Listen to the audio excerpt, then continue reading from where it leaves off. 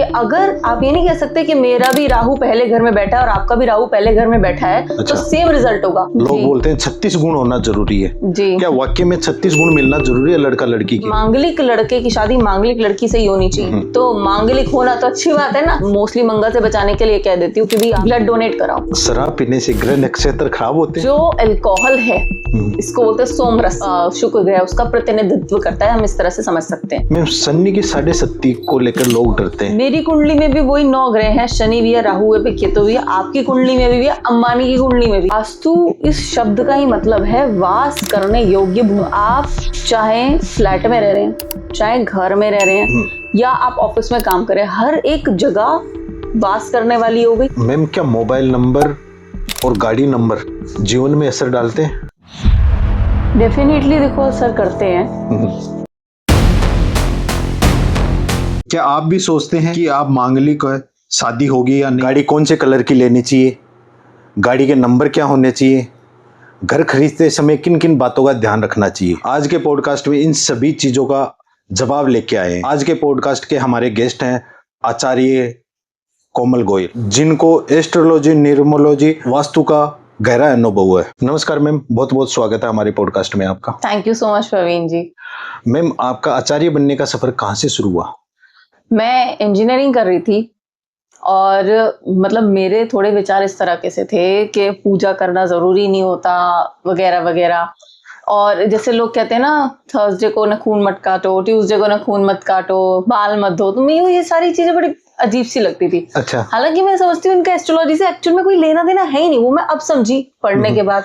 तो मैं इस तरह से एज अ क्रिटिक मैं इन चीजों में नहीं मानती थी, या लाइफ पहले से डिस्टिनी फिक्स्ड है, मैं इन चीजों में नहीं मानती थी। कोई आपका चेहरा देख के आपका भविष्य बता दे, मैं नहीं मानती थी। तो ये कुछ इस तरह के इंसिडेंट्स हुए या कुछ फ्रेंड्स वगैरह से ये कह लीजिए ऐसी बातें हुई कि मैंने as a disbeliever, as a non believer ये पढ़ना शुरू करा। और बस पढ़ना शुरू करा तो मुझे इंटरेस्ट आ गया, क्योंकि जैसे हमारी केमिस्ट्री होती थी तो मुझे केमिकल रिएक्शन लगते थे। अच्छा, कि ग्रह है, नक्षत्र है, राशियां हैं, हाउसेज है, ये सब रिएक्ट कर रहे हैं। अब देखो आपकी लाइफ में क्या होगा इस रिएक्शन। अब वहां तो फिर भी रिएक्शन का जो आउटपुट है वो फिक्स होगा, लेकिन फिर भी जैसे केमिस्ट्री में होता है ना कि अगर आपका एक केमिकल का वेट कम हो गया या एक केमिकल रिएक्शन का एटमॉस्फेयर चेंज हो गया, तो उसके हिसाब से रिएक्शन का जो प्रोडक्ट है वो बदल जाएगा। एस्ट्रोलॉजी में भी बिल्कुल ऐसा ही होता है कि अगर आप ये नहीं कह सकते कि मेरा भी राहु पहले घर में बैठा है और आपका भी राहु पहले घर में बैठा है तो सेम रिजल्ट होगा। राहु के साथ कौन सी राशि बैठी है, अगर आपकी अलग बैठी है, मेरी अलग बैठी है, अलग अलग रिजल्ट होगा। राहु किस नक्षत्र में बैठा है वो मेरा अलग होगा, आपका अलग होगा, रिजल्ट अलग अलग होगा। तो बहुत सारी चीजें हैं। ये चीज बहुत मतलब मुझे इंटरेस्टिंग लगी, तो मैं इस फील्ड में पढ़ती चली गई और मेरी सेल्फ स्टडी ने ही मुझे सबसे ज्यादा ज्ञान दिया। इंजीनियरिंग के बाद मैंने थोड़ा MBA वगैरह करी और बट मैं साथ में एस्ट्रोलॉजी प्रैक्टिस करनी मैंने शुरू कर दी थी। फिर आगे आगे मैंने कोर्सेज भी करे, धीरे धीरे मैंने आगे इनफैक्ट इग्नू का कोर्स था MA इन एस्ट्रोलॉजी, तो मैंने पोस्ट ग्रेजुएशन इन एस्ट्रोलॉजी भी कंप्लीट किया। मतलब बीटेक का स्टूडेंट एस्ट्रोलॉजर बन एस्ट्रोलॉजी में आ गया। लोग बोलते हैं 36 गुण होना जरूरी है जी। क्या वाकई में 36 गुण मिलना जरूरी है लड़का लड़की के? नहीं, देखिए गुण मिलान ये एक तरह से हम ना एस्ट्रोलॉजी में टॉपिक की तरह पढ़ाते हैं, गुण मिलान। ठीक है, अब गुण मिलान मैं कई लोगों को कहती हूँ वो सिर्फ एक छोटा सा या 10वां हिस्सा है और 9 हिस्से और मतलब कई हिस्से हैं।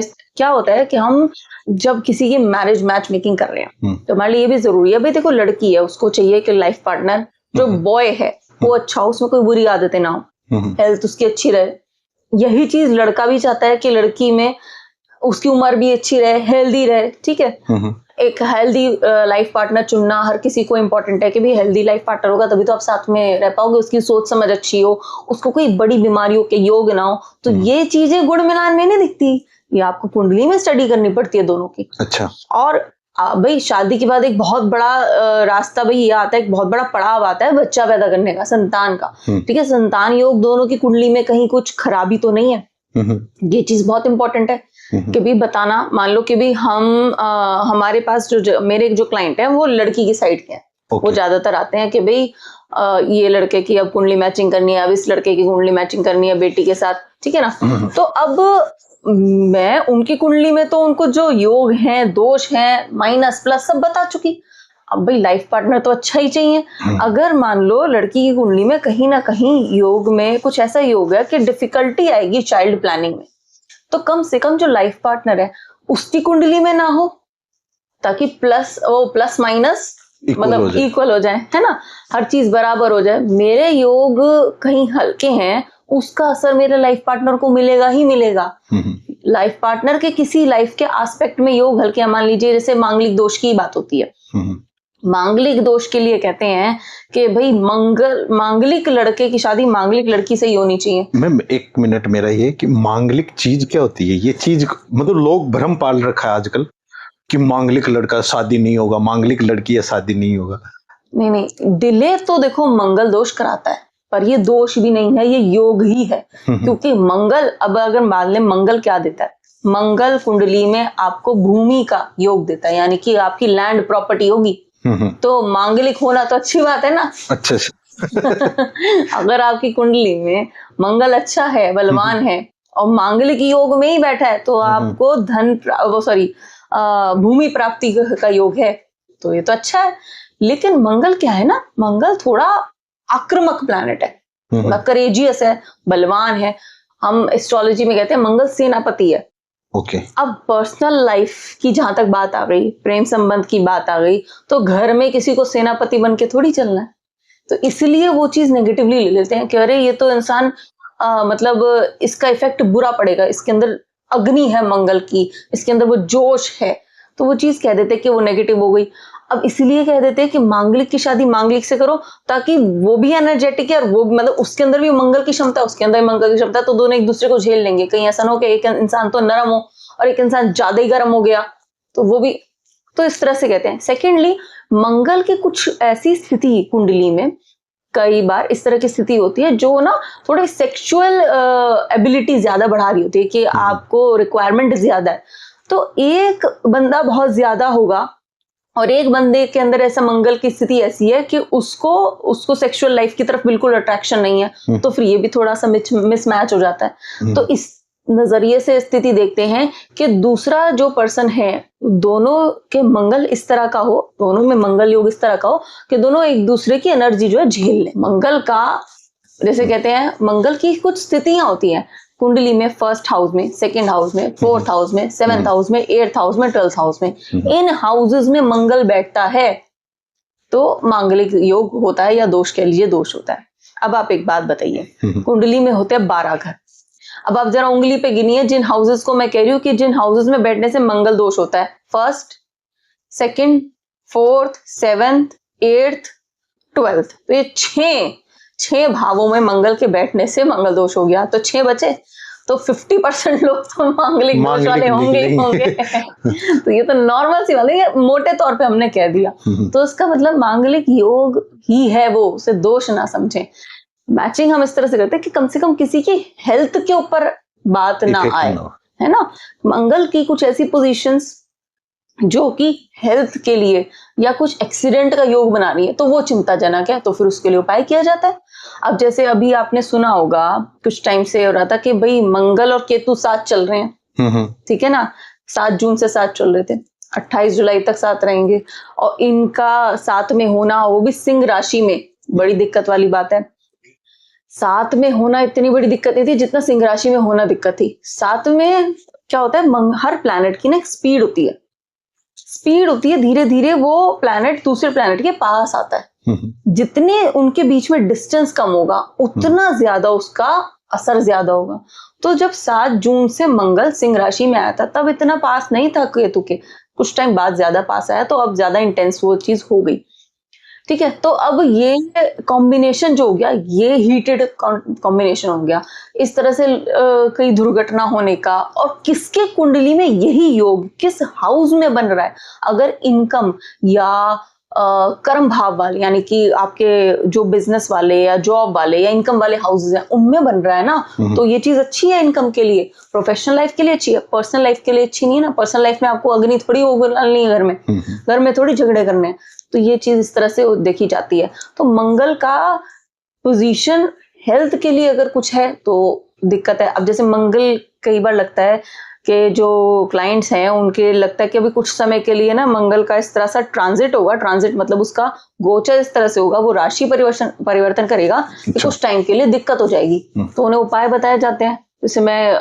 मोस्टली मंगल से बचाने के लिए कह देती हूँ कि भी आप ब्लड डोनेट कराओ, कि अगर मुझे एक्सीडेंट का डर है, ठीक है, एक्सीडेंट में क्या डर है, इंसान का खून निकलेगा, वही तो डर है, खून बहेगा, चोट लगेगी, ठीक है, धरती से होगा, मंगल भी धरती का भी प्रतीक है, ठीक है, जैसे मैंने बताया कि भी आपके पास तो प्लॉट हो गया ज्यादा या प्रॉपर्टी होगी रियल एस्टेट में अगर मंगल अच्छा है तो मंगल धरती का प्रतीक है, मंगल खून का भी, ब्लड का भी एक तरह से प्रतीक है, ठीक है। तो आपकी बॉडी से ब्लड ही निकल गया जो कि दान हो गया, तो टेंडेंसी काफी कम हो जाती है एक्सीडेंट की, ये डर काफी कम हो जाता है। तो एक्सीडेंट में आप बच जाओगे या चोट कम लगेगी, खून बहुत ज्यादा नहीं बहेगा, क्योंकि आपने पहले ही वो खून तो निकाल ही दिया शरीर से।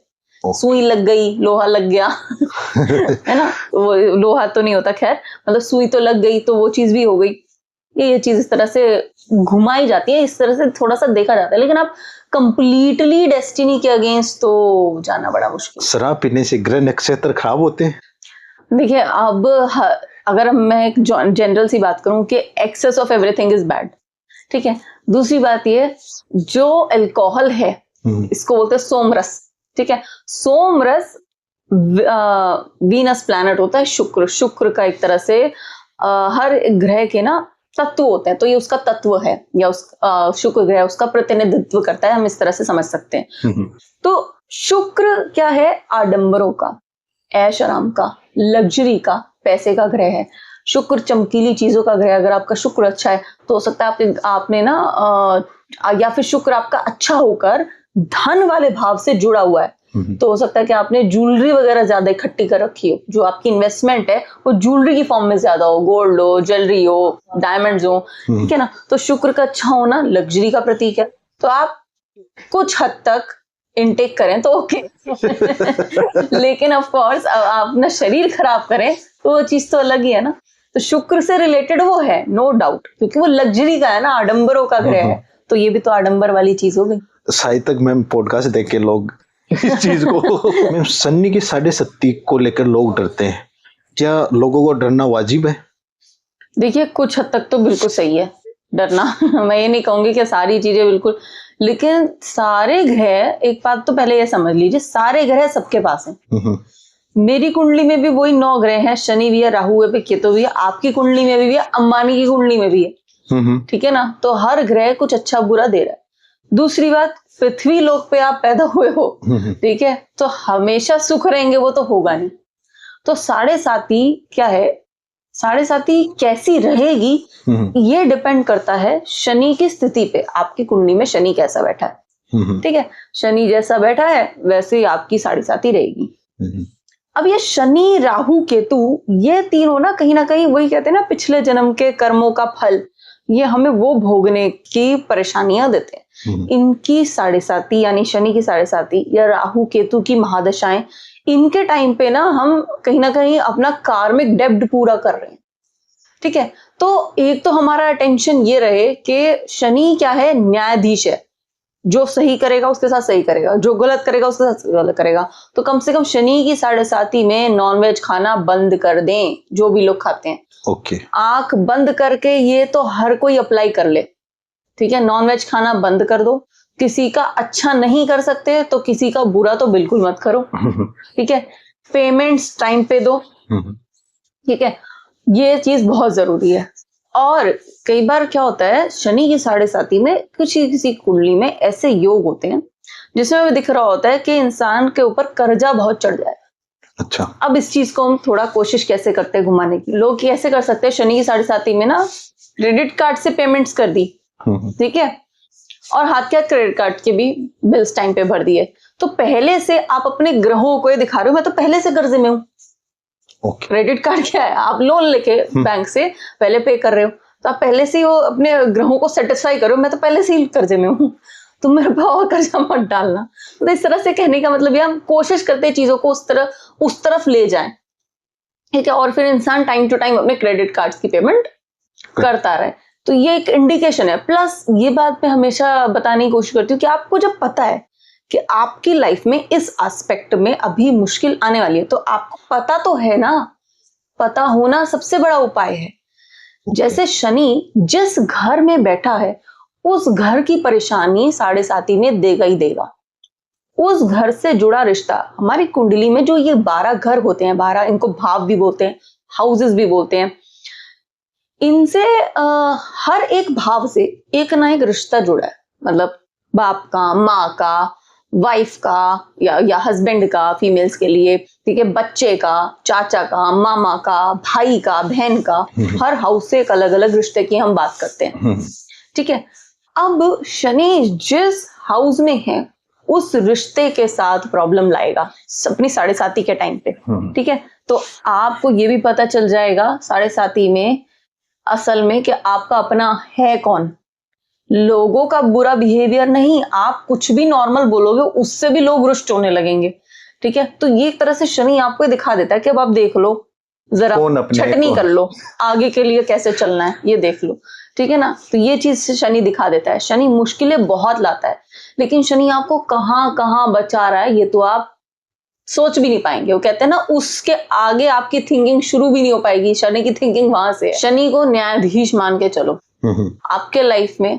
इनफैक्ट न्यायपालिका तो फिर भी आपके साथ कुछ आप सही करो फिर भी गलत आपको वो दे देगी, वो क्या बोलते हैं उसको, जजमेंट सुना देंगे, है ना। लेकिन शनि आपके साथ, आप सही कर रहे हो तो सही ही करेगा, आप गलत करो तो आपके साथ कुछ ना कुछ गलत आएगा ही आएगा। कई बार लोग ना कॉम्पिटिशंस, बड़े डेडली कॉम्पिटिशंस में आ जाते हैं कलीग के साथ, या दो दुकानदार हैं सेम तरह का सामान बेच रहे हैं, उनके बीच में कई बार डेडली कंपटीशन हो जाता है। तो उस डेडली कंपटीशन में कई बार कुछ गलत मत करो। आप अपने व्यापार में, आप अपनी जॉब में, अपनी जॉब की मर्यादा या व्यापार की मर्यादा के अंदर रहकर जो जो स्ट्रैटेजीज अपना सकते हो अपने आप को उठाने के लिए, वो आप करो। लेकिन कुछ गलत मत कर दो, फिर शनि की साढ़े साती जब बाद में आएगी तो वो भारी पड़ेगी। शनि की साढ़े साती, शनि की महादशा, शनि की ढैया, ये तीनों परेशानियां दे देती हैं अगर हमारा कुछ ना कुछ खराब रहा है पिछले टाइम में। क्योंकि शनि अब कहता है अब आओ, अब मेरा टाइम आ गया, अब हिसाब करते हैं तुम्हारे कर्मों का या जो भी है। जैसे लोग कहते हैं ना कि जो भी कुछ है यहीं झेल के जाना है, नरक स्वर्ग सब यही है, तो वो सच में शायद इन चीजों के हिसाब से होता ही है। शनि की महादशाएं, साढ़े साती, ढैया बहुत अच्छी भी जा सकती हैं और बहुत बुरी भी जा सकती हैं। तो वो ऑफ कोर्स ये डिपेंड करता है कि शनि आपका कैसा बैठा है। शनि राजयोग में बैठा है, वो प्लैनेट ऐसा है, आप हर किसी की कुंडली में ना एक प्लैनेट होता है जो राजयोग दे रहा होता है, हर किसी की मोस्टली होता है। अब वो प्लैनेट अगर राजयोग कारक होकर अच्छा बैठा है तो अच्छी चीजें मिलेंगी, बुरा बैठा है तो बुरी चीजें मिलेंगी, लेकिन उसको भी अच्छा बनाने का आपके अंदर टैलेंट है, क्योंकि आपको ये स्टडी मिल गई ना। सबसे पहली बात तो ये, आपको ये स्टडी मिल गई, आपको ये पता चल गया कि कुछ ऐसा इस टाइम पे होना है, तो you can be careful. Precaution is always better than cure. आजकल सोशल मीडिया खोलते हैं, उसमें ये रेमेडी कर लो, ऐसे इत्र लगा लो, ऐसे हल्दी रख दो, इतनी हल्दी की गांठ लगा लो, मतलब इस टाइप के बहुत सारे वीडियोस दिखते हैं। हाँ। तो वाकई में कौन सा उपाय एक करना चाहिए आपके हिसाब से? देखिए, उपायों की बात करें, सबसे उत्तम उपाय है यज्ञ, हवन। ठीक है, हमारे जो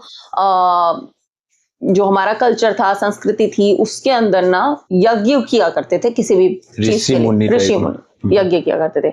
हर यज्ञ के लिए जो हवन कुंड होता था, जैसा पर्पस है यज्ञ का वैसी उसकी शेप होती थी। सिर्फ आप जाओगे कोई घर में हवन करना है, हवन कुंड ले आओगे मार्केट से जाके, वो स्क्वायर सा ही आएगा, वो चाहे छोटा है चाहे बड़ा है, और नीचे से ऐसा आएगा। वो नीचे से एक्चुअल में पिरामिड बन रहा होता है। ठीक है, तो पिरामिड शेप का अच्छा होता है। हमारे मंदिरों के ऊपर भी ऐसे पिरामिड सा बनते हैं, गुम्बद बनते हैं, या इस तरह से बनते हैं, ताकि वो सीधा लेंटर नहीं होता भगवान के सर पे। खैर ये चलो मैं अलग पॉइंट पे चलेगी। मेरे कहने का मतलब है यज्ञ का हवन सबसे उम्दा उपाय है। पहली बात तो ये, उनसे बिल्कुल असर होता है, बिल्कुल काम बनते हैं आपके। लेकिन आप ये सोचो कि आपने हवन कराया किसी चीज के लिए या किसी पर्टिकुलर प्रॉब्लम के लिए पूजा कराई, अब उसके बाद आप सोच रहे हो कि अब तो ये काम खुद ही हो जाएगा। भगवान जी के पास कोई ईमेल तो गया नहीं है अटैचमेंट के साथ यज्ञ की फोटो लग कर के भाई आपका काम हो जाए। ठीक है ना, तो आपको कर्म तो करना ही पड़ेगा। तो यज्ञ सबसे ऊपर हो गए। अलग अलग पर्पस के लिए अलग अलग यज्ञ की हवन कुंड की शेप होती थी, ट्राइंगल, स्क्वायर, कमल के शेप अलग अलग। अच्छा। हवन कुंड की शेप ही अलग होती थी जैसा पर्पस है यज्ञ का, ठीक है। अब एक आते हैं जेमस्टोन्स, राशि के रत्न लोग सुनते हैं, है ना, कि भाई अच्छा शनि के लिए नीलम पहन लो। फिर लोग कहते हैं अरे नीलम तो बस क्या से क्या कर देगा, क्या से क्या इसलिए कर देगा क्योंकि शनि भी अपने आप में एक बहुत स्ट्रांग प्लैनेट है। शनि एक राशि में लंबा टिकता है, तो आपने शनि का जो स्टोन पहना है उसका, शनि भी जिस जिस राशि में गया 2.5 साल तक टिकता है एक एक राशि में, तो तब तक अपने फल उस टाइम के देके जाएगा। स्पिरिचुअल हीलिंग हमें इनसे मिलती ही मिलती है, इन स्टोन से। अब देखो स्टोन्स का फंक्शन थोड़ा सा किस तरह का होता है। आपने प्रिज्म सुना है? प्रिज्म, हाँ। प्रिज्म है ना, क्रिस्टल का होता है।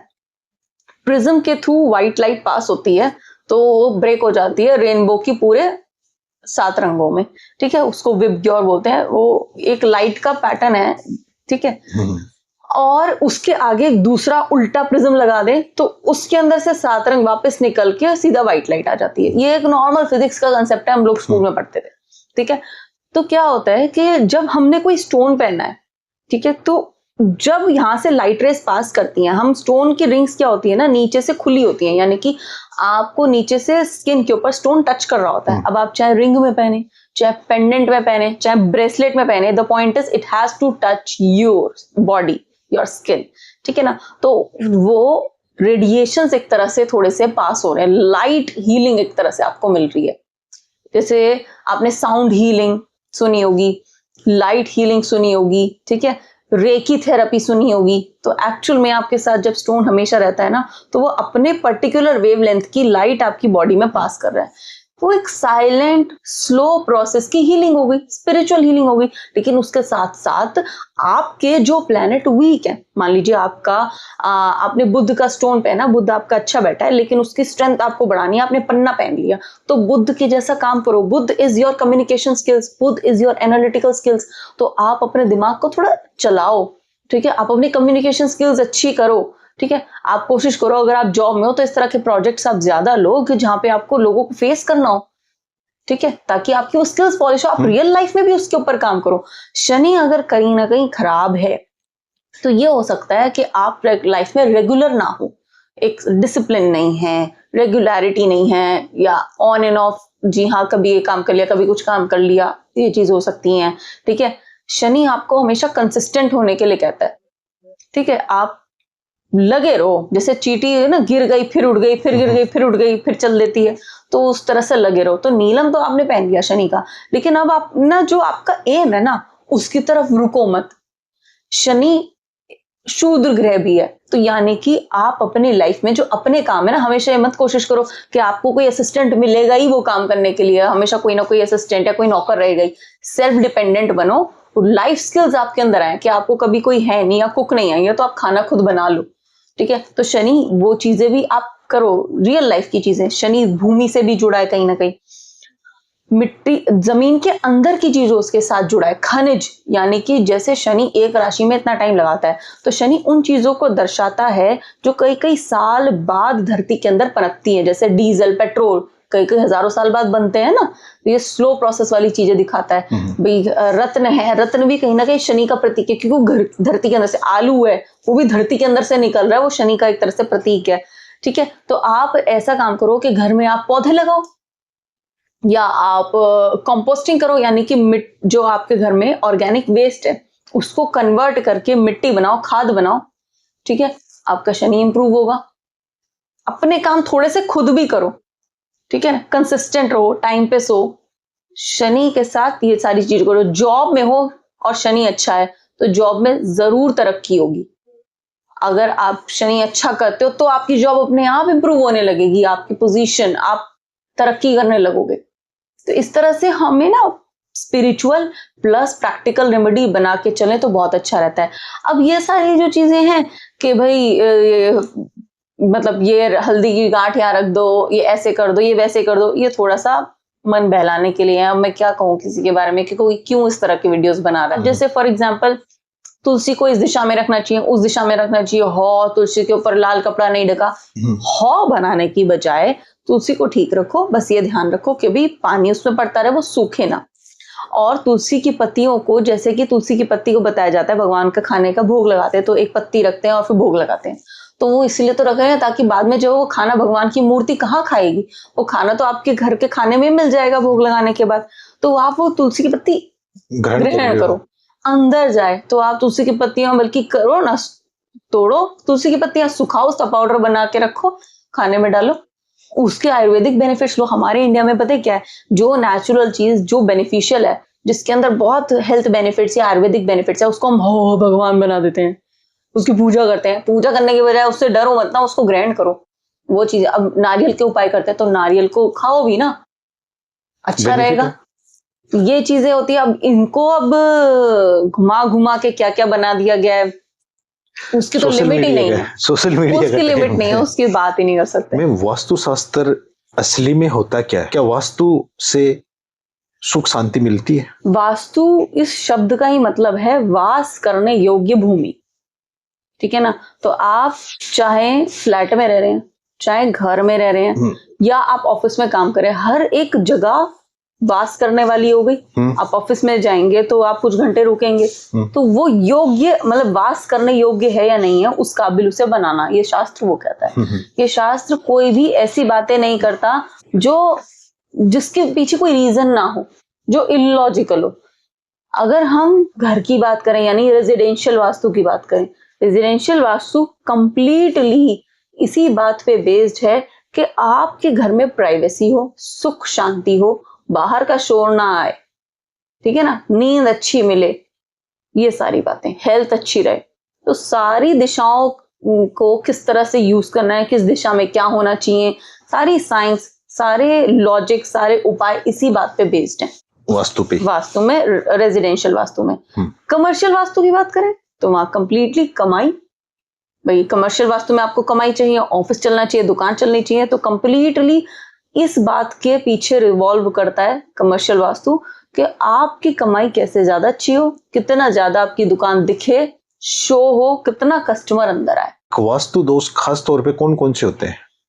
वास्तु दोष तो कई प्रकार के हैं। अब देखिए, सबसे पहली बात तो ये कि पहले आमतौर पे घरों में जो होते हैं, जो आपके पास ट्यूशन, अब देखिए, अब पहले फ्लैट थोड़ी होते थे, फ्लैट होना भी तो वास्तु दोष ही है एक तरह से, एक के ऊपर एक हम रह रहे हैं। वो समय जैसा बदला तो हम रह रहे हैं, लेकिन हम उसको भी कहीं ना कहीं वास्तु के हिसाब से अपनी तरफ से करने की कोशिश करते हुए एक के ऊपर एक हम मंजिल बना के रह रहे हैं। वो चीज कहीं ना कहीं वास्तु के हिसाब से नहीं है, बट समय जैसा बदला फिर वही बात आई, तो हमें वो चीज करनी पड़ेगी।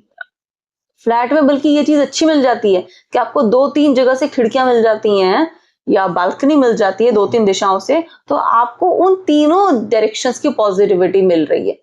तो आपकी 3 फेसिंग हो गई। फेसिंग हमेशा सिर्फ गेट नहीं है, फेसिंग वो भी है जहां आपकी बालकनी है या खिड़कियां, जहां से आप उस डायरेक्शन की एनर्जी अंदर आ रही है, हवा अंदर आ रही है, वेंटिलेशन मिल रहा है। बाकी दोष इस तरह के, देखो ज्यादातर ये है कि आपका वॉशिंग एरिया सही जगह हो, बाथरूम गलत डायरेक्शन में ना हो, ठीक है। घर में किसी भी कोने में अंधेरा, ये एक तरह से वास्तु दोष है। मतलब वहां हमेशा अंधेरा रहता है, अंधेरा रहेगा तो वहां कीड़े मकोड़े घर बनाने लगेंगे, छिपकलियां रहने लगेंगी, जाले लग जाएंगे, वो एक वास्तु दोष है। उस दिशा में, जिस दिशा में वो वास्तु दोष बन रहा है, उस दिशा से रिलेटेड जो ग्रह है वो आपकी कुंडली में कहीं ना कहीं आपको वो परेशानियां देगा उस चीज से, ठीक है। तो कभी भी, अब जैसे स्टोर रूम वगैरह होता है, तो स्टोर रूम भी ऐसी जगह हो, यानी कि अगर आपका स्टोर रूम ऐसा है कि आपने कुछ घर का अनयूज्ड सामान पटक रखा है, तो हैवी दिशा में, साउथ में, साउथ वेस्ट में। लेकिन अगर आपका, जैसे लोगों के घर में अनाज के कमरे होते हैं कि वहां हमने दालें रख रखी हैं, चावल रख रखे हैं, ऐसा कोई एरिया है, तो वो स्टोर रूम नहीं है, क्योंकि वो वहां से सामान आपका यूज होता रहता है। वो ऐसी जगह हो, नॉर्थ में हो, नॉर्थ ईस्ट में हो, या थोड़ा सा नॉर्थ वेस्ट की तरफ भी हो तो भी चलेगा, क्योंकि वो वहां से वायु आती रहे, वहां खिड़की भी हो, वेंटिलेशन होता रहे, ठीक है ना। हमें वो सामान अंधेरे में नहीं पटकना है, वहां रोशनी भी लग, सूर्य की किरण ज्यादा जहां जाएगी वहां से कीटाणु नाश करेगी, है ना। सूर्य की किरण जहां नहीं जाएगी वहां कीटाणु नाश नहीं करेगी। दूसरी बात ये, स्टोर रूम्स में अननेसेसरी कबाड़ा पड़ा रहना भी एक दोष है, जो वास्तु दोष है, जो कि ज्यादातर लोगों के होता है। अननेसेसरी आपके घर में सामान पड़ा हुआ है तो आपके घर की दिशा वो नेगेटिवली भारी हो रही है, तो ये एक दोष होता है। लोग मोस्टली रेनोवेशन हुआ, पेंट की बाल्टियां रख दो उठा के रख दो, काम आएंगी, कभी काम नहीं आती। लकड़ी के पीसेस बचे हैं, कांच बचा है, उठा के रख दो, काम आएंगे, नहीं आते। अपने घरों में लोग बड़े बुजुर्गों की फोटो भी मैंने सुना है, देखा है, लोगों के वास्तु में जाती हूँ वास्तु विजिट पे, तो देखा है कि बड़े बुजुर्गों की फोटो कबाड़े में या स्टोर रूम में पटक के रखते हैं, वास्तु दोष है। ये सारी चीजें वास्तु दोष में आती हैं। आप बड़े बुजुर्गों की फोटो उस डायरेक्शन में लगाओ जहां पे आपके घर में कोई भी आए तो ड्राइंग रूम में या जहां पर भी वो बैठने का आपने स्थान बना रखा है, इंसान आता है घुसता है तो जहां बैठता है कॉमन एरिया है, वहां उनकी फोटो लगाओ। जिस भी तरह की नेगेटिव एनर्जी आपके घर में आ रही होगी, किसी की गलत नजर आ रही होगी, कहते हैं वो खत्म हो जाती है, वही नष्ट हो जाती है, क्योंकि वो उन बुजुर्गों की फोटो जो है, जो स्वर्गीय बुजुर्ग हैं, वो उन्हें देख रहे हैं, वो उस नेगेटिव एनर्जी का नाश कर रहे हैं। तो ऐसी डायरेक्शन में लगाओ। मंदिर का गलत डायरेक्शन में होना दोष है। अब मंदिर कई बार नॉर्थ ईस्ट में होना चाहिए, सब जानते हैं। अब नॉर्थ ईस्ट का फंक्शन क्या है? नॉर्थ ईस्ट में इसलिए होना चाहिए क्योंकि वहां से अच्छी लाइट, अच्छी एयर आती है। अब अगर आपके घर में वो दिशा बंद है तो आप खाली नॉर्थ ईस्ट में टांग के क्या कर रहे हो? नॉर्थ ईस्ट में हम भगवान को रखते हैं, पूजा करते हैं या मतलब मंदिर बनाते हैं, तो हमारा फेस नॉर्थ ईस्ट की तरफ हो जाता है, यही इसके पीछे रीजन है। और भगवान का फेस साउथ वेस्ट की तरफ हो जाता है, ठीक है ना। तो भगवान जो उस तरफ से कहते हैं कि भाई वो जो हमारे देवता हैं या जो भी आपके आराध्या हैं, चाहे आप किसी और धर्म से भी हैं, वो उस तरफ से आने वाली जो नेगेटिव रेज है उनको कट कर रहे हैं, और आप इस नॉर्थ ईस्ट से आने वाली पॉजिटिव रेज को ग्रहण कर रहे हैं। तो कोशिश करें वहां खिड़की हो या वहां खुला हो, इसीलिए कहते हैं नॉर्थ ईस्ट खुला रखें, वहां बैठ के ध्यान लगाएं, मेडिटेशन करें। ये सबसे बड़ा भाई वास्तु दोष इस तरह से होता है। मैम, आपने फ्लैटों की बात की कि फ्लैट में वास्तु दोष होता है, क्या किसी एक पर्टिकुलर बंदे के फ्लैट में वास्तु दोष है? पूरी बिल्डिंग में रहेगा सब पे? नहीं, क्योंकि हाँ, ये बात आपका क्वेश्चन इसलिए सही है क्योंकि आपने ये इसलिए सोचा वो मैप सेम होता है हर किसी का, ओरिएंटेशन हर किसी का सही सेम वॉशरूम होगा, सेम ड्राइंग रूम होगा, सेम किचन होगा। लेकिन अगर इस वजह से, अगर वॉशरूम की वजह से वास्तु दोष बन रहा है तो वो सबकी उस पूरी बिल्डिंग में सेम रहेगा, ठीक है। लेकिन अगर उनके घर का जो इंटीरियर का सामान है वो गलत रखा है या कोई एक उन्होंने दिशा बंद कर दी है, खिड़की या बालकनी बंद कर दी है, तो वो दोष सिर्फ उनका है, वो बाकियों का नहीं है। इसलिए वॉशरूम की अगर हम से बात करें तो नॉर्थ ईस्ट में वॉशरूम बिल्कुल गलत है। नॉर्थ ईस्ट में क्यों गलत है? क्योंकि वहां पे पॉजिटिविटी जो है वो ड्रेन हो रही है। नॉर्थ में वॉशरूम गलत है, वहां की पॉजिटिविटी ड्रेन हो रही है, फ्लश हो रही है, ठीक है ना। आप इनफैक्ट को ईस्ट की तरफ भी लगा लो, चलेगा। ईस्ट साउथ ईस्ट की तरफ वॉशरूम कर लो, सही रहेगा। नॉर्थ वेस्ट में वॉशरूम सही है, वेस्ट में वॉशरूम सही है, ये चीजें सही होती हैं क्योंकि ये दिशा एक तरह से ज्यादातर इसी कामों की है, क्लीनिंग वाले काम, पानी वाले काम, वॉशरूम वाले काम। मैम, क्या वास्तु दोष हिंदू घरों में लागू होता है, अदर धर्म में लागू नहीं होता? नहीं, ऐसी कोई भी बात नहीं है। जैसे वास्तु शब्द है, ये हिंदी लैंग्वेज हो गई, वास्तु शास्त्र, ठीक है, या थोड़ी संस्कृत हो गई। वास्तु का मतलब रहने योग्य भूमि। अगर धर्म कोई और होगा या भाषा कोई और होगी, जैसे उर्दू होगी, तो शायद उनके में कोई अलग शब्द होगा इसके लिए, बट नॉर्म्स तो वही हैं, चीजें तो वही हैं कि प्रकृति के अनुकूल रहना है, तो हर किसी के लिए लागू हो रहा है। ऐसा नहीं है सिर्फ हिंदुओं के लिए, सेम कंसेप्ट। एक नया घर खरीदते समय आमतौर पे लोगों को क्या क्या बातें ध्यान में रखनी चाहिए? एक नया घर खरीदते समय सबसे पहले तो यह कि अगर आप नए शहर में मूव करना चाह रहे हैं तो एक तरीका होता है कि कौन सा शहर आपको सूट करेगा या नहीं करेगा। वो कैलकुलेशंस होती है, वो करी जाती हैं, तो आप वो कैलकुलेशन कराइए। अगर आपको किसी और शहर, जैसे जॉब वाले लोग हैं ना, कई बार उनके लाइफ में क्या होता है, ऑप्शन आते हैं कि 2 स्टेट से अलग अलग जॉब ऑफर आ रहे हैं, कौन सी जगह, वही वहां भी तो रहेंगे ही ना जाके, चाहे कुछ टाइम के लिए फ्लैट में रहे, चाहे बाद में तरक्की हो जाए तो अपना घर खरीद लें, तो रहेंगे वहां जाकर। वो जगह उनके लिए कंफर्टेबल है या नहीं, चाहे इंसान रेंट पे रहे, चाहे इंसान परमानेंटली घर लेके रहे, वो जगह उसके लिए कंफर्टेबल है या नहीं है, उसकी कैलकुलेशंस होती हैं, वो करी जाती है पंचांग से, वो चेक करानी जरूरी है कि आपके लिए कौन सी स्टेट या कौन सी सिटी फेवरेबल रहेगी। ओके। उसके अलावा जब हम धरती या अपने ही आसपास कहीं प्लॉट देख रहे हैं, ठीक है, तो प्लॉट में ये देखें कि जमीन उपजाऊ है। आप किसी खाली प्लॉट में गए हैं खरीदने, देखने के भी ये प्लॉट लेना है मुझे, और वहां पे घास फूस ऐसे कचरा वगैरह, मतलब घास उगी हुई है, श्रब्स उगी हुई है, झाड़ियां उगी हुई हैं, तो ठीक है, उगी हैं क्योंकि वहां वो उपजाऊ है तभी तो उगी हुई है। आप वहां पे एक बीज बो के भी देख सकते हैं, बीज बो के देखिए, 2-4 दिन बाद आइए कि वो फूटता है या नहीं फूटता है। धरती की जो मिट्टी है, मिट्टी परीक्षण भी की जाती है, मिट्टी परीक्षण के भी कई तरीके होते हैं, वो सब करे जाते हैं, तो ये चीजें देखनी जरूरी है। फ्लैट ले रहे हैं तो फ्लैट के लिए फिर वही देखी जाइए कि ज्यादातर आपको बालकनीज मिले, एरिया खुला मिले अंदर। मैम क्या ऑफिस और फैक्ट्री में वास्तु दोष का रोल होता है? बिल्कुल होता है, तभी तो हम कमर्शियल वास्तु या इंडस्ट्रियल वास्तु करते हैं, और उसको टॉपिक अलग दे देते हैं, लेकिन नाम कुछ भी कह लो, काम वही होता है। अब जैसे इंडस्ट्री में ये इंपॉर्टेंट है कि इंडस्ट्री में किसी की फैक्ट्री है तो उसमें शो इंपॉर्टेंट नहीं है, क्योंकि वहां पे प्रोडक्शन हो रही है। तो हमारे लिए यहाँ पे वास्तु का तथ्य थोड़ा सा, हमारा पर्पस चेंज हो गया कि हमें ये काम करना है कि प्रोडक्शन करने वाले जो लेबर हैं, जो आपकी टीम है, वो एक्टिव रहे, ईस्ट की दिशा से अच्छे से एनर्जी आए, वो एक्टिव रहेंगे, ठीक है। जो भारी दिशाएं हैं, साउथ वेस्ट, साउथ, वहां पे लोग बैठे ना रहे, वहां बैठे रह के काम नहीं करेंगे। आप कोशिश करो। और नॉर्थ वेस्ट में भी, नॉर्थ वेस्ट में अगर अपना लेबर का आप ऐसा रूम दोगे जहां पे बैठ के वो लंच करते हैं आपकी टीम वगैरह, तो नॉर्थ वेस्ट में अगर आपके ऑफिस के एम्प्लॉयज या लेबर ज्यादा बैठते हैं तो वो जल्दी जल्दी ऑफिस, मतलब जॉब छोड़ के चले जाया करेंगे, तो वहां पे भी नहीं बिठाना।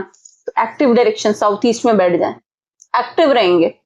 उनका सारा जो टाइम टेबल आपका है कि आपको इस टाइम पे ये करना है, फिर इस टाइम पे ये काम करना है, वो सब अच्छा चलता रहेगा, आपकी वर्कफोर्स एक्टिव रहेगी। सेकेंडली, जिस तरह का कार्य होता है उस तरह की ही अगर फैक्ट्री की या शॉप की ओपनिंग या फ्रंट हो, उस ग्रह से जुड़ी दिशा की ओपनिंग हो, तो वो सबसे बेस्ट रहता है।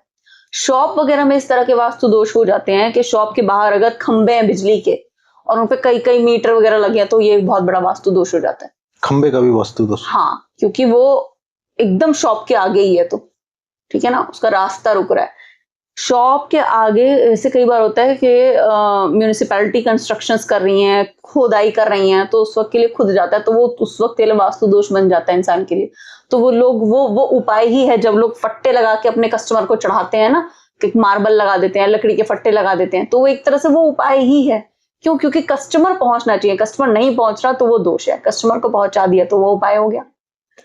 कुछ दुकानें ऐसी भी देखी गई हैं कि बाहर खंबे होने के बाद भी खूब चली हैं, तो वहां पर जवाब हमें काल से मिलता है। काल यानी कि एस्ट्रोलॉजी, ज्योतिष शास्त्र। तो ये कहीं ना कहीं उस इंसान के योग हैं जिसकी वजह से वो काम बहुत अच्छे से हुआ है। मैम एक चीज ये भी होती है, जैसे बोलते हैं कि सीढ़ियों के नीचे शॉप या कुछ काम धंधा नहीं होना चाहिए, क्या वास्तव में नहीं होना चाहिए? नहीं, ऐसे कोई भी दिक्कत नहीं है। बेसमेंट में कार्य होते हैं, अच्छे होते हैं, स्पेस ज्यादा मिलता है इनफैक्ट लोगों को बेसमेंट में, ठीक है। बेसमेंट में थोड़ा सा हमें सीढ़ियों का ओरिएंटेशन, क्योंकि सीढ़ियां ही हमारे क्लाइंट को हम तक पहुंचाएंगी, वो बहुत इंपॉर्टेंट है कि आपकी सीढ़ियां खराब ना हो, टूटी ना हो, ठीक है। अगर घुमावदार हैं तो आपकी सीढ़ियां एंटी क्लॉकवाइज हो, क्लॉकवाइज नहीं हो, ठीक है। क्लॉकवाइज एनर्जी डाउन जाएगी, एंटी क्लॉकवाइज होंगी एनर्जी बढ़ेगी, ठीक है। प्लस किस डायरेक्शन में सीढ़ी है, नॉर्थ ईस्ट डायरेक्शन में अगर आपकी दुकान की ओपनिंग है और वहीं से सीढ़ी है और बेसमेंट में रास्ता जा रहा है, तो नॉर्थ ईस्ट डायरेक्शन की में एनर्जी बढ़ानी है तो एंटी क्लॉकवाइज हम सीढ़ियां लगाएंगे। अगर घुमावदार है तो सीधी जा रही है तो कोई बात ही नहीं है। और अगर साउथ वेस्ट डायरेक्शन, ये थोड़ी नेगेटिव डायरेक्शन होगी, तो इस तरफ की डायरेक्शन की हमें बैड एनर्जी कम करनी है, तो यहाँ पे हम क्लॉकवाइज सीढ़ियां लगाएंगे अगर घुमावदार है तो। और फिर सीढ़ियों में हम बहुत ज्यादा सामान या क्लटर इकट्ठा नहीं करेंगे कि इंसान पहुंच ही ना पाए। घरों का वास्तु दोष बिना तोड़फोड़ किए हुए ठीक कर सकते हैं? कई उपाय ऐसे होते हैं बिना तोड़फोड़ के हो जाते हैं, बिल्कुल, और वो इफेक्टिव भी होते हैं। अब कुछ चीजें हैं जो वॉशरूम अगर गलत डायरेक्शन में बना है तो वहां कहीं ना कहीं तोड़फोड़ होगी, कुछ हद तक। ठीक है, कुछ उपाय इस तरह के चल रहे हैं बिना तोड़फोड़ के कि लोग आके आपको कहते हैं कि हम कलर टेप्स लगा देंगे। जैसे अगर आपकी किचन गलत डायरेक्शन में है तो किचन के स्टोव के पास वो एक पर्टिकुलर कलर की टेप लगा देते हैं, तो वो थोड़ा सा अजीब हो जाता है। टॉयलेट अगर गलत डायरेक्शन में है तो कहते हैं बिना तोड़फोड़ के वास्तु कैसे होगा कि टॉयलेट की सीट के पास टेप लगा देंगे, एक अलग से कलर की, येलो या रेड, अलग अलग कलर की टेप सी लगा देंगे। अब आप ये बताओ, आपके घर में कोई आ रहा है, वो वॉशरूम यूज करेगा तो आप सेंटर ऑफ अट्रैक्शन बन गए। इन्होंने पता नहीं क्या कर रखा है भाई, इनके घर में खाना खाए नहीं खाए पता नहीं क्या मिलाते होंगे किचन में कोई आए और देखे कि इस तरह से लगा हुआ है, सेंटर ऑफ अट्रैक्शन हंसी का पात्र बनने वाली चीज है। ठीक है ना, तो ये चीजें बेकार है। ठीक है, आप कोशिश करो कि आपकी डायरेक्ट पहले किचन हो ही साउथ ईस्ट में, सबसे अच्छी तो साउथ ईस्ट है, ईस्ट भी अच्छी है इस डायरेक्शन में, और इनफैक्ट नॉर्थ वेस्ट में भी हम किचन लगा लेते हैं क्योंकि वो भी कार्यशील वाली दिशा है। कार्यशील दिशा में कार्य करेंगे तो सबसे अच्छा रहेगा। प्लस अगर आपको ये होता है कि भाई आपको घर इस तरह का मिल रहा है या फ्लैट मिल रहा है जहां पे आप किचन उस तरह से नहीं लगा सकते, लेकिन अब करना वही है तो क्या करा जाए। अब ऐसी बात करते हैं कि बिना तोड़फोड़ वाले वास्तु की, तो वहां पे ये जरूरी है कि आपके किचन में प्रॉपर एग्जॉस्ट या वेंटिलेशन हो। जो आपका खाना बन रहा है उसका जो थोड़ा बहुत भी धुआं हुआ निकलता है या खाने बनने की जो अग्नि है वो बाहर की ओर जाए, घर में इकट्ठी ना हो। अगर घर में इकट्ठी हो रही है तो वो वास्तु दोष बनाएगा। कई बार कंडीशन ऐसी होती है इंसान चेंज नहीं कर पाता ना, लेकिन उसे अपनी लिविंग उसी घर में अच्छी बनानी है, तो एग्जॉस्ट का, चिमनी का या खिड़की का पूरा ध्यान रखो। कहीं ऐसा ना हो आपकी खिड़कियां किचन में हैं लेकिन बंद है और गंदी हो रही है, उनमें से हवा जा ही नहीं रही बाहर किचन तो वास्तु दोष, तो वास्तु दोष है। तो ये एक चीज हो गई, ये बिना तोड़फोड़ कर आपका उपाय हो गया। तो जीने का तरीका सही करना ही उपाय हो गया। तुलसी का पौधा रख लो किचन में, हो सके तो। मंदिर और कहीं नहीं बना पा रहे अच्छी डायरेक्शन में नॉर्थ ईस्ट में, घर में किचन में ही बना लो वॉल माउंटेड। मैम, क्या मोबाइल नंबर और गाड़ी नंबर जीवन में असर डालते हैं? डेफिनेटली देखो असर करते हैं, और साइलेंटली कब कब क्या क्या कार्य कर जाते हैं हमें पता भी नहीं चलता, क्योंकि ये कैलकुलेशन कहीं ना कहीं हम न्यूमरोलॉजी से करते हैं। अगर मोबाइल नंबर की बात करें तो मोबाइल नंबर जो हमारा 10 डिजिट का मोबाइल नंबर होता है उसका टोटल हम करें, टोटल करने के बाद जो भी उसका मतलब आंसर आया है उसको भी सिंगल डिजिट पे लेकर आए। मान लीजिए 24 आ गया, तो 24 को भी 2 + 4 करके 6 पर लेकर आना है। एट द एंड हमें सिंगल डिजिट पे लेकर आना है। वो आपका मोबाइल नंबर हो गया, सिंगल डिजिट मोबाइल नंबर ऐसे हम बोलते हैं। तो वो आपका फ्रेंडली हो आपके नाम के अंक से। जैसे किसी, मेरा बर्थडे 29 को आता है, तो 29 का मेरा टोटल 2 हो गया, तो मेरे 2 नंबर से फ्रेंडली हो वो मेरा 6 नंबर। या फिर मेरा जिस तरह का बिजनेस है या काम है उस तरह का वो मोबाइल नंबर हो, तो ये ज्यादा अच्छा रहता है। इसी तरह से गाड़ी का भी है। अगर आप गाड़ी पर्सनल यूज के लिए यूज कर रहे हैं तो 9 नंबर एक आमतौर पे बड़ा अच्छा नंबर है। जो गाड़ी के 4 नंबर होते हैं उनको प्लस करे, सिंगल डिजिट पे 9 नंबर आए। 9 नंबर एक एवरेज अच्छा ही नंबर है ओवरऑल, कि ये सपोर्टिव होता है, ये अच्छा ही होता है।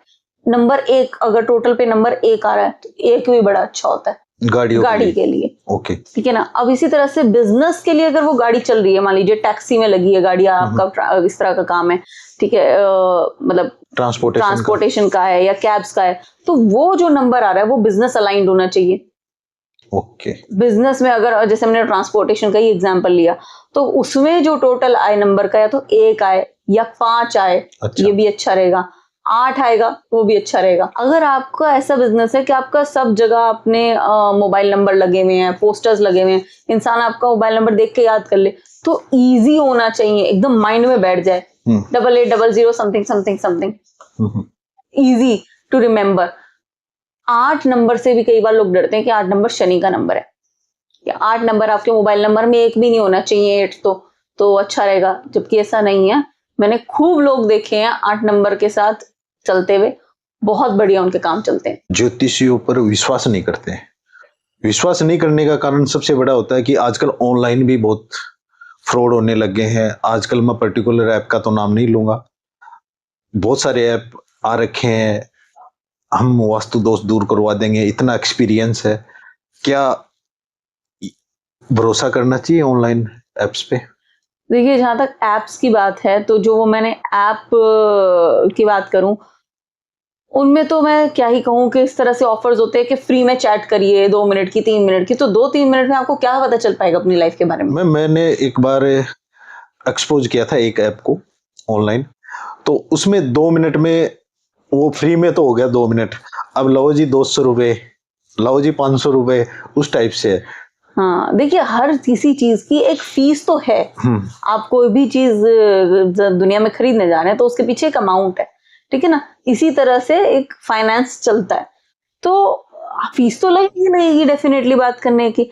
लेकिन हाँ, ये मैं कहूंगी कि ज्यादातर इस तरह की एप्स में ना आपको पता भी नहीं होता फोन के उस तरफ जो पर्सन है शायद उसको आता भी है या नहीं भी आता, इसलिए वहां लोग इस चीज को फ्रॉड कह देते हैं। अब फ्रॉड कह दीजिए, फ्रॉड भी नहीं है, मैं तो कंप्लीटली फ्रॉड भी नहीं कहूंगी, लेकिन वो मिसगाइड करने वाली बात हो गई, ठीक है ना। आपको नहीं पता कि ऑनलाइन पूजाएं हो रही हैं, ऑनलाइन पूजा में इन एप्स पे ऑनलाइन पूजा हो रही है, और ऑनलाइन पूजा अगर कराओगे तभी वो ऐप ओनर्स जो हैं वो उस पंडित को या उस एस्ट्रोलॉजर को ज्यादा बिजनेस देते हैं, क्योंकि जित पूजा की कॉस्ट ज्यादा होती है तो उनका रेवेन्यू वहां से ज्यादा आता है, ठीक है। वो घर में किसी भी कमरे में किसी भी दिशा में बैठ के कुछ भी उल्टे पुल्टे सामग्री लेकर वो पूजा करा रहे हैं, तो वो तो दोष है। और इनफैक्ट उसका दोष आप ये क्यों सोच रहे हो आपको ही मिल रहा है, उस जो कराने वाला है उसको भी तो उसका दोष मिल रहा है। आप वो चिंता मत करो कि आपके ऊपर आ रहा है, उनके ऊपर भी वो आ रहा है, उसका कर्म इफेक्ट पड़ रहा है, वो गलत इफेक्ट पड़ रहा है।